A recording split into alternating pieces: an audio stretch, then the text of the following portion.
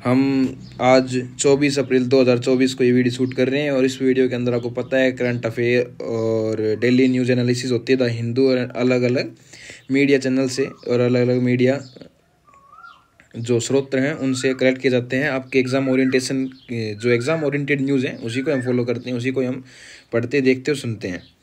तो इसी को आगे कंटिन्यूटी करते हुए हम अपनी पहली न्यूज़ की तरफ चलते हैं 24 अप्रैल की। तो जो न्यूज़ आ रही है वो पहली न्यूज़ आपने सुनी होगी या फिर ये थोड़ी सी पहले भी कई बार रिपीटेड न्यूज़ आती रहती हैं, तो इसमें रिपीट ही है। तो जो आपने पता है कि ग्लोबल मिलिट्री बजट एक होता है, ग्लोबल मिलिट्री बजट होता है GMB।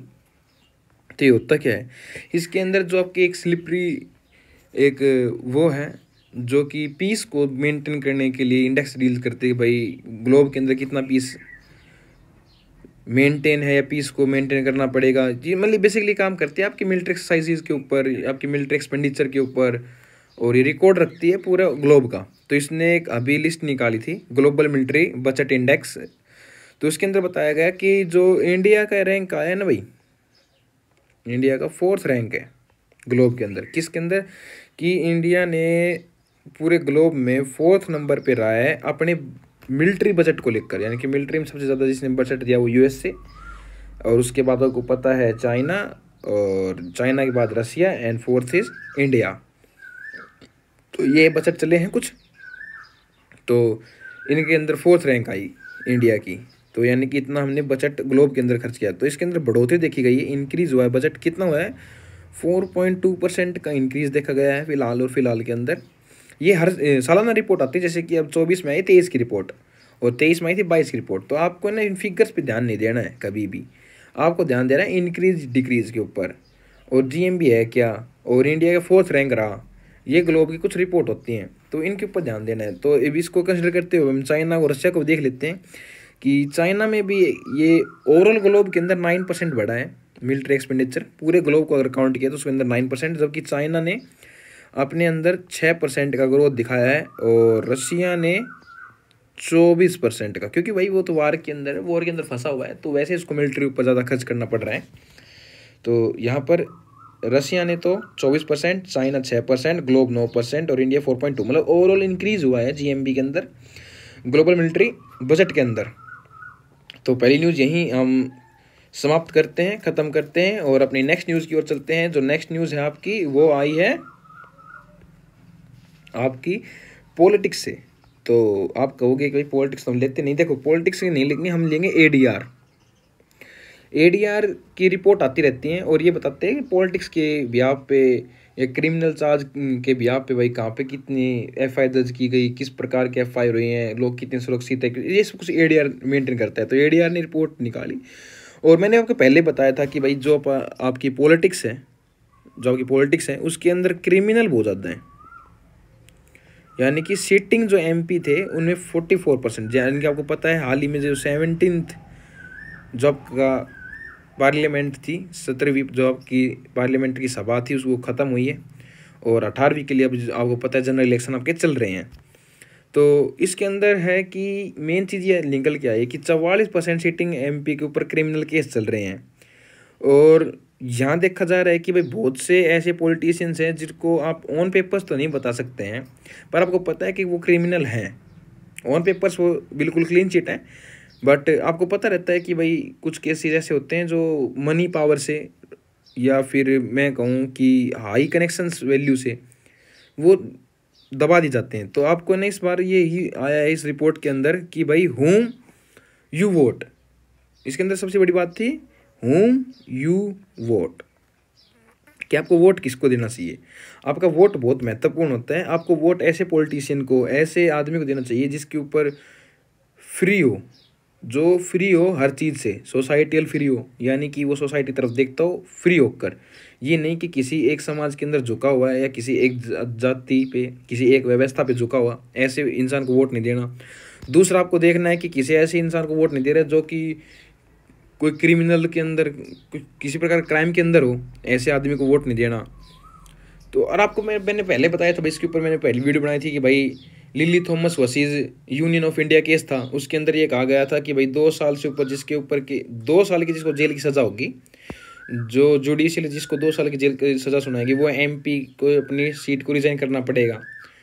फिर उसके बाद एक और केस हुआ यूनियन ऑफ इंडिया के साथ ही, तो उसके ऊपर बताया गया वो मतलब वो था भाई पब्लिक इंटरेस्ट का केस था कि उसके अंदर ये बताया गया कि भाई जो क्रिमिनल केस झेल रहे हैं तो जो प्रूव नहीं हुए हैं तो उसको कोई दिक्कत नहीं है, वो चुनाव लड़ सकता है, चुनाव के अंदर बैठ सकता है और वो फ्री है चुनाव लड़ने के लिए, इलेक्शन लड़ने के लिए। तो अगर जब तक उसका क्राइम साबित नहीं हुआ तब तक, ये था रिपोर्ट के अंदर। फिर एक चीज़ इसके अंदर ये बताई गई कि भाई सबसे बड़ी बात तो कनेक्शन, आपको पता है जो हायर पॉलिटिशियन होते हैं उनके कनेक्शन बहुत स्ट्रॉन्ग हो जाते हैं। पहली कि भाई क्रिमिनल आए कैसे, तो एक तो इसका क्या कहते हैं प्रॉपर लॉ होनी चाहिए आपके पास। थोड़ी देखो इंडिया के अंदर ये कमी है, ये हमें माननी चाहिए, नॉर्म्स हैं वो अगर कोई गिनवाए तो उसके ऊपर काम करना चाहिए। अगर आपके अंदर कोई कमी है तो आपको चिढ़ कर नहीं बैठना है कि भाई नहीं मैं सही हूँ, ऐसा नहीं मानना है। हर हर एक के अंदर नॉर्म्स होते हैं और उनके ऊपर हमेशा काम करते रहना चाहिए, यही सच है। चलो ज़्यादा ज्ञान देते हुए आगे बढ़ते हैं। तो प्रॉपर लॉ होने चाहिए। दूसरा बताया गया कि भाई इनके पास कहीं ना कहीं थोड़ी मनी पावर होती है, तो उस वजह से ये पॉलिटिक्स में आ जाते हैं। फिर आपको पता है अगर कोई करप्टेड मैन पॉलिटिक्स में आएगा तो करप्शन तो करेगा, ओबीसी बात वो आए करप्शन के लिए। और जब करप्शन होगा, सीधी सी बात है, तो आपके एक बहुत बड़ी चीज़ है जो इफ़ेक्ट हो जाएगी, फ्री एंड फेयर इलेक्शन, जिसके ऊपर ये इंडिया है पूरा इस चीज़ के ऊपर बैठा है कि फ्री एंड फेयर इलेक्शन। हमें बिलीव है कि जितने भी इलेक्शंस होते हैं वो फ्री और फेयर होते हैं, तो इसी बिलीव को हम नहीं तोड़ेंगे और आगे बढ़ेंगे। तो बेसिकली इस बिलीफ के ऊपर हम काम करते हैं। और ये कहा जा रहा है कि जो क्रिमिनल केसेस हैं जो सिटिंग MPs के ऊपर थे, या अब आप ये देखेंगे कि जैसे जो केस भी निकल के आए हैं तो कहाँ के निकल के आए हैं, ये भाई आपके महाराष्ट्र से, तेलंगाना से, आंध्र प्रदेश से, बिहार से, ऐसे कुछ राज्य हैं जिनके ऊपर ज़्यादा केस थे। तो होप आपने कुछ अच्छे से सुना होगा। ये मैंने दोबारा रिपीट किया है, वैसे तो पहले भी मैंने पढ़ाया था पर अब ये बेसिकली रिपीट ही किया है ताकि आपको थोड़ा पता रहे। अब हम चलते हैं हमारे नेक्स्ट न्यूज़ की ओर। और जो नेक्स्ट न्यूज़ आ रही है वो आपने कहीं ना कहीं किसी न किसी माध्यम से सुनी होगी कि जो UK हैं, तो बहुत से, ये आपको बता देता हूँ, इंग्लिश चैनल है, इस तरफ आपका थोड़ा यूरोप कंटिनेंट है, ये आपका UK है, तो इसको बोलते हैं इंग्लिश चैनल। जो बीच का एरिया है, जो ओशियन है, जो ओशियन का कनेक्शन है, जो सी है, तो इसको बोलते हैं इंग्लिश चैनल। एक टाइप का चैनल है, छोटा सा पैसेज है टाइप, ये मानिए। तो बहुत से लोग क्या करते हैं कि इस चैनल क्रॉस करके UK जाते हैं, यानी कि इंग्लैंड चले जाते हैं और वहाँ जाके असाइलम की डिमांड करते हैं। असाइलम मतलब कि मैं अपने देश से परेशान हूँ या मैं जा रहता हूँ, वहाँ मेरे अधिकारों का हनन हो रहा है और आप मेरे को सुरक्षा प्रदान करें। मैं आपसे ये रिक्वेस्ट करता हूँ, आपके देश से रिक्वेस्ट करता हूँ कि आप मेरे को सुरक्षा प्रदान करेंगे। इसको असाइलम कहते हैं। तो आपको पता है कि UK के अंदर बहुत बंदे जा रहे हैं, बहुत बंदे। तो इस चीज़ की वजह से जो UK की पार्लियामेंट है उसने एक बिल निकाला। बिल क्या था, सेफ्टी टू रवांडा या सेफ्टी ऑफ रवांडा, ऐसे करके एक बिल निकाला। आप कहोगे ये रवांडा कहाँ से आ गया, तो ये रवांडा एक कंट्री है जो कि आपकी अफ्रीका कंटिनेंट के अंदर आती है और ये थोड़ी पुअर टाइप कंट्री है, पुअर ही कंट्री है, क्योंकि आपको पता है अफ्रीका ज़्यादा डेवलप वैसे नहीं है, तो पुअर कंट्री है। तो हुआ क्या कि ये हुआ कि जो UK की गवर्नमेंट थी उसने कहा कि भाई जो हमारे पास बंदे आए हैं असाइलम के लिए, जिन्होंने इलीगल डोंकी की हैं, इलीगल रूप से हमारे पास आए हैं, तो हम उनको सबको रवांडा भेज देंगे अब। और कहा गया है कि भाई आप रवांडा क्यों भेजोगे, इसके ऊपर हाई कोर्ट में केस चला गया, फिर सुप्रीम कोर्ट में वहाँ के केस चला गया। तो कोर्ट ने कहा कि ये तो भाई जो ह्यूमन्स राइट हैं आपके, उनका वॉयलेशन है, क्योंकि रवांडा इतनी सेफ कंट्री है नहीं, जबकि UK कह रहा है कि रवांडा सेफ कंट्री है। और सबसे बड़ी बात तो ये कि भाई रवांडा उनको लेगा ही क्यों, वो रवांडा उन लोगों को लेगा ही क्यों। तो इसके ऊपर बहुत बड़ी बहस हुई। तो इसके पता चला कि भाई जो UK है उसने 140 मिलियन पाउंड्स रुपए दिए हैं रवांडा को इस चीज़ के लिए कि आप इनको रख लीजिए। और ऐसा बताया जा रहा है कि थोड़े मोड़े नहीं, लगभग 50-60 हज़ार लोग UK से रवांडा भेजे जाएंगे जिन्होंने असाइलम की डिमांड की थी, और वो भी कितने दिन में, 10 से 12 वीक के अंदर। तो आपको पता है रवांडा वैसे ही थोड़ा सा मतलब उनका कोर्ट भी खुद कह रहा है और लोगों को पता है कि रवांडा सेफ नहीं है, पर ये यहाँ पर प्रूव करने में लगे हैं कि रवांडा सेफ है। तो उनको सेफ्टी क्यों, उन्होंने बता भाई रवांडा में क्यों, क्योंकि राइट टू वर्क, कि रवांडा ने कहा है कि हम राइट टू वर्क करेंगे, उन्होंने कहा है राइट टू माइग्रेशन होगा उनका, और उनके कई राइट बताए गए। तो इसके ऊपर है ना, इस चीज़ को जो यूके कोर्ट है उन्होंने इलीगल किया। पर आपको पता है यूके का जो पार्लियामेंट है वो इतनी स्ट्रोंग है कि उसके फैसले आखिरी होते हैं, कोर्ट वोट का कोई मतलब, जैसे इंडिया के अंदर कोर्ट ने कोई फैसला दिया है तो उसके ऊपर पार्लियामेंट को जवाब देना पड़ता है, पार्लियामेंट को उसको लॉ को लेना पड़ता है अगर वो नॉन कॉन्स्टिट्यूशनल होता है तो। पर यहाँ पर ये कहा गया है कि कुछ चेंज कर देंगे हम, किसके ऊपर, ह्यूमन राइट्स के अंदर चेंज कर देंगे, कुछ सेक्शंस में चेंज कर देंगे, जिससे कि अब ह्यूमन राइट इफेक्ट नहीं होंगे। भाई ये तो सरासर वही है ना कि भाई बिल्ली आई और आँख मींच ली, शायद गायब हो गई। तो ये तो बिल्कुल इम्पॉसिबल सी टास्क है। ये इम्पॉसिबल टास्क क्या बताऊँ, इसको कहते हैं भाई जो बड़ी कंट्री अपना फ़ायदा देखती है हमेशा, तो यहाँ पर उनका फ़ायदा देखा जा रहा है। ये सच में गलत है। आप अपने स्ट्रॉन्ग इतना कीजिए बॉर्डर्स को कि कोई क्रॉस ही ना कर पाए, और फिर भी यदि कोई क्रॉस कर रहा है और असाइलम की डिमांड कर रहा है तो आपका अधिकार, उनका अधिकार है उनको असाइलम देना। आप उसको देखा जाए कि उनको देना है या नहीं देना। तो ये कुछ मामला था जिसके ऊपर मैंने अच्छे से डिस्कस किया है। होप आपको समझ में आया होगा कि जो चल रहा है वो क्या चल रहा है। अब हम चलते हैं हमारी नेक्स्ट न्यूज़ की ओर। जो हमारी अगली न्यूज़ आ रही है वो कहाँ से आ रही है, सॉरी, जो आपकी नेक्स्ट न्यूज़ आ रही है वो आ रही है मॉरिशस से, जो आपकी कंट्री है मॉरिशस। तो आप पूछोगे ये कंट्री कहाँ है, तो आपको बताता हूँ ये आपका थोड़ा सा अफ्रीका कंटिनेंट मान लिया, तो अफ्रीका कंटिनेंट की इस तरफ एक छोटा सा आइलैंड टाइप है, और ये आप थोड़ा इंडिया मानिए। तो यहाँ पर कहीं मॉरिशस लोकेटेड है, इसको मॉरिशस लोकेटेड है। तो इसके अंदर है क्या, देखिए बहुत इंपॉर्टेंट न्यूज़ है भाई। रियल में आप स्टार मार्क कर लीजिए या फिर इसको रट लीजिए, ध्यान दे लीजिए, जो करना चाहिए कर लीजिए, पर इसको ध्यान से देखिए न्यूज़ को है क्या। पहले कुछ चीज़ें मैं बता देता हूँ कि भाई DTAA क्या है, और फिर आपको बताता हूँ कि भाई डिक्लाइन हुआ है, किसका डिक्लाइन हुआ है, किसके अंदर डिक्लाइन हुआ है वो बताएंगे। फिर आपको बताएंगे फोर्थ जो फॉरेन डायरेक्ट इन्वेस्टमेंट FDI है वो क्या है। फिर मैं आपको बताऊंगी इसके अंदर इसका पर्पस क्या है। तो अब हम चलते हैं पहले इन चीज़ों को डिस्कस करते हुए। पहले समझते हैं DTA, यानी कि हमने मॉरिशस से इंडिया ने एक एग्रीमेंट साइन कर रखा है कि मतलब डबल टैक्स, D से भाई डबल और T से टैक्स, ऑडिट एग्रीमेंट।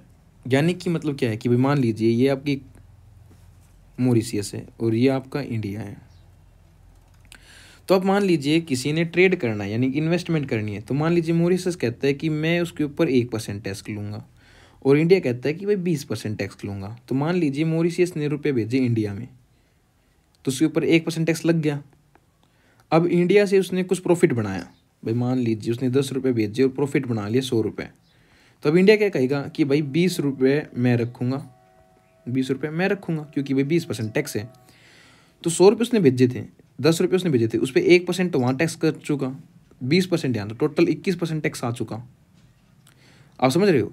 तो इसके लिए एक एग्रीमेंट साइन किया गया DTA, यानी कि डबल टैक्स मतलब डिजोल्व किया जाएगा। मतलब क्या, तो मॉरिशस ही टैक्स लगेगा या इंडिया ही टैक्स लगाएगा, एक कंट्री टैक्स लगाएगी। तो मॉरिशस ने कहा कि भाई मैं टैक्स लगाऊंगा, आप टैक्स उस इन्वेस्टमेंट के अंदर नहीं लगाओगे। तो बोलो भाई ठीक है भाई, कोई दिक्कत नहीं है, आप टैक्स लगाइए, कोई दिक्कत नहीं है, हम टैक्स नहीं लगाएंगे। तो हम आपकी जो फंडिंग आएंगी उसको हम फ्री रखेंगे, टैक्स फ्री रखेंगे। तो ठीक है, अब तक कोई दिक्कत नहीं। पर हुआ क्या इससे, अब समझता हूँ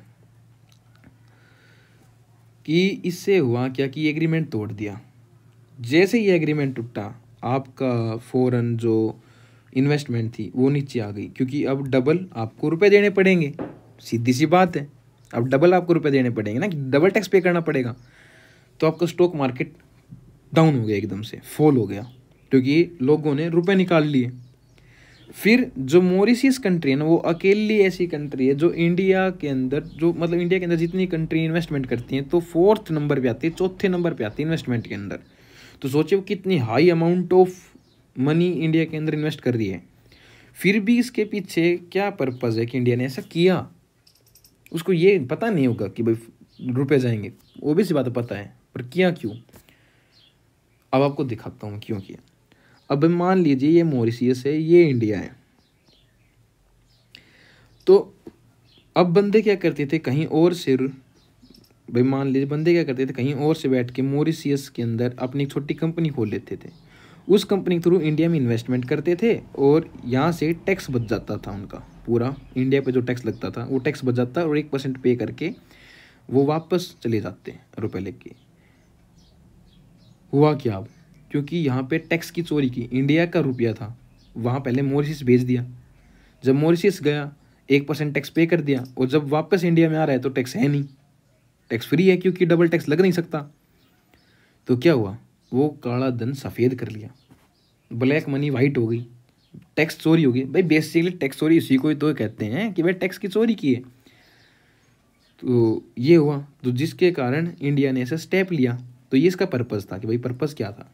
फिर ऐसा क्या हुआ कि भाई आपने सोच रहे कि भाई FTA कंप्लीट टूट गई, नहीं, ये एग्रीमेंट कंप्लीट डिसॉल्व नहीं हुआ क्योंकि अभी मॉरिशस ने इस बात को मानना नहीं है।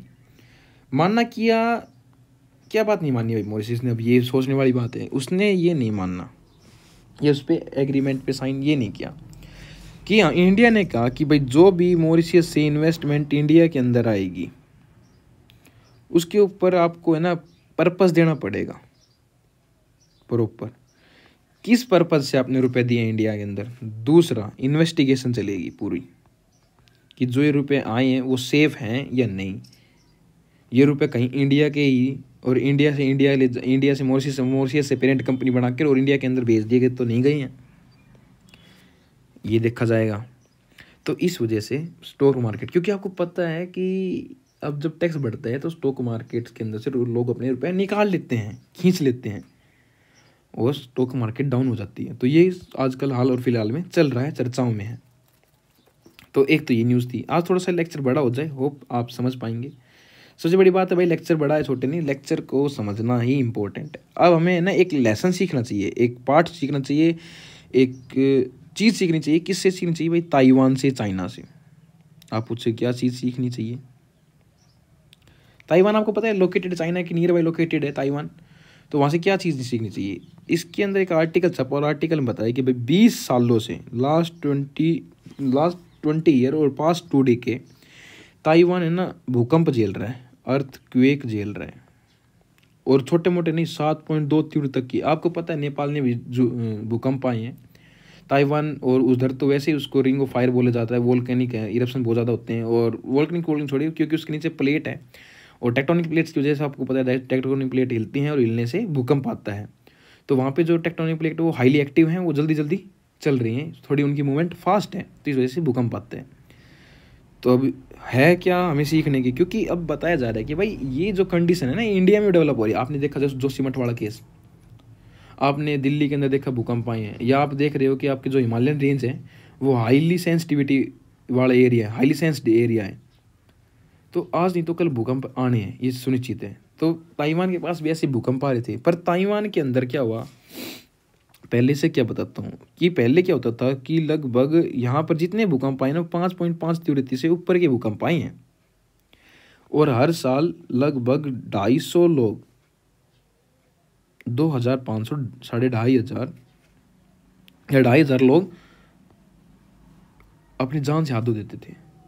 बहुत ज़्यादा रुपये का खराब भी होती थी, मतलब money waste, manpower waste, सब कुछ चला जाता था। बट अब ये देखा जा रहा है कि सिनेरियो चेंज हुआ है कुछ। हाँ भाई सिनेरियो चेंज हुआ। अब क्या हुआ कि भाई जो उनकी मनी है वो भी सेफ रहने लग गई, लोग जो हैं उनके पीपल हैं, जो उनके अपने लोग हैं वो सेफ हैं, हाँ वो भी सेफ हैं। तो क्या इसका मतलब भूकंप नहीं आ रहा? नहीं, आपको एक चीज़ बताई जाती है कि भूकंप अब भी आ रहा है और उसकी तीव्रता और बढ़ गई।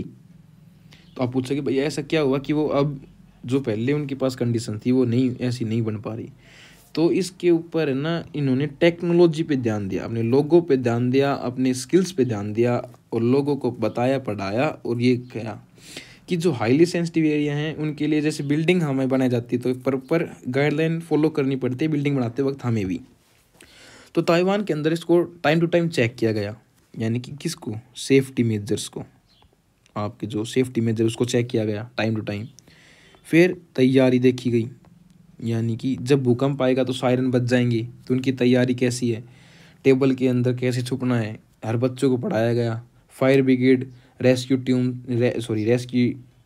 रेस्क्यू जो टीम है, एनडीआरएफ जो आपके इंडिया के अंदर है, नेशनल डिजास्टर मैनेजमेंट जो है, तो उनकी भी अपनी खुद की टीम्स हैं, उनको गठित किया गया। वॉलंटियर्स को तैयारी किया गया। तो इसका एक बहुत ज़्यादा एग्जांपल है। सबसे बड़ी बात है बिल्डिंग। आपको बताता हूँ मैं, एक बिल्डिंग है जो वहाँ की बहुत फेमस बिल्डिंग है, ताइपी 101 नाम उसका।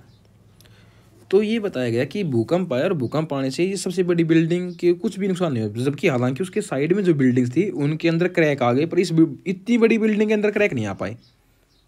डैमेज जीरो, जीरो जीरो, बिल्कुल जीरो डैमेज। और साइड की बिल्डिंग ढह गई, बची ही नहीं। ऐसा क्या हुआ? तो ये बताया गया कि भाई जो उनकी बिल्डिंग सेफ्टी है ना वो बहुत हाई लेवल की थी। उन्होंने क्या किया कि एक पेंडुलम लटका दिया बहुत बड़ा, बिल्डिंग के अंदर एक पेंडुलम लटका हुआ है उसके अंदर। तो जब भी भूकंप आता है, सेक होता है, तो पेंडुलम हिलता है और इसके हिलने से, क्योंकि बिल्डिंग हिलेगी और बिल्डिंग हिलने से पेंडुलम हिलेगा, तो पेंडुलम स्ट्रेट खड़ा रहेगा और बिल्डिंग हिल जाएगी। तो कुछ देर बाद देखेंगे तो पेंडुलम एब्जॉर्ब कर देगा पावर को, अर्थक्वेक की, और बिल्डिंग को सेफ रखेगा। तो ऐसी टेक्नोलॉजी का बिल्डअप किया गया। तो हमें इसे सीखना क्या है भाई? आर्टिकल के ऊपर तो लेसन था ना, लेसन। तो लेसन यही है कि आपके जो सेफ्टी मेजरमेंट हैं उसको इंक्रीज़ किया जाए, आपकी जो टीम्स गठित हैं उनको और ज़्यादा बढ़ाया जाए, कि टेक्नोलॉजी R&D के ऊपर और फोकस किया जाए। आपके जो जो भाई रीजनल हैं, यानी कि भाई मान लीजिए जो हिमालयन रेंज है उनके अंदर सेफ्टी ज़्यादा बढ़ा दी जाए, या जैसे आपका हरियाणा प्लेन्स के अंदर आता है, यहाँ पे थोड़े कम भूकंप हैं तो इसकी थोड़ी सी लीनियंट रखी जाए। सीमेंट की क्वालिटी देखी जाए, कहाँ सीमेंट कौन सी यूज़ की जा रही है, या वुड के कहाँ यूज़ किया जाना चाहिए, कहाँ आपकी सेफ्टी की मेजरमेंट के लिए आपको घर निर्माण के अंदर किस किस की और डॉक्यूमेंट जरूरत होनी चाहिए। ये सब कुछ आपको मेंशन करना पड़ेगा, एक बार रिवीजन करना पड़ेगा, टाइम टू टाइम देखना पड़ेगा। बट इंडिया के अंदर ये बहुत लेट चल रहा है। दिक्कत यही है इंडिया की कि इंडिया लेट, सॉरी कभी लेट ना इंडिया हो जाए, तो इंडिया लेट चल रही है। तो इसके ऊपर फोकस करना चाहिए। ये लेसन था, होप आपने इसको अच्छे से समझा, सुना और देखा होगा। तो आज के लिए इतनी ही वीडियो है, इतनी ही वीडियो यानी कि इतनी ही इन्फॉर्मेशन थी हमारे पास। बाकी हम कल पढ़ेंगे अच्छे से। और आपको बता देता हूँ, चलो चलने से पहले एक चीज़, सॉरी और बताता हूँ मैं आपको। एक इंडियन कोड है, यानी कि इंडियन कोड IS, यानी कि ये आया था 1893 के अंदर। इसके अंदर बताया गया कि आपको बिल्डिंग कब भी कैसी तरीके से बनानी है। तो आप ये देखिए, 1893 का कानून है आज तक, अरे 2024 आ गया भाई। कुछ अमेंडमेंट किए होंगे मानता हूँ मैं, पर कितने अमेंडमेंट किए होंगे? इससे अच्छा तो एक बड़ा नया कानून लाया जाए बिल्डिंग बनाने के लिए, जो सेफ्टी मेजरमेंट को अपने ध्यान रखे। तो यही है, कुछ बातें थी। Thank you, have a nice day.